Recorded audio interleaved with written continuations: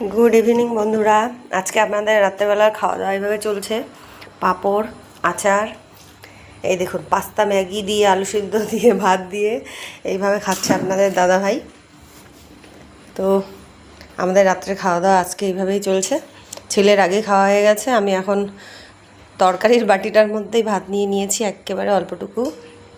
আর সবজি দিয়ে মাখার পর কতগুলো হয়ে গেল, ভাবছি কীভাবে খাবো।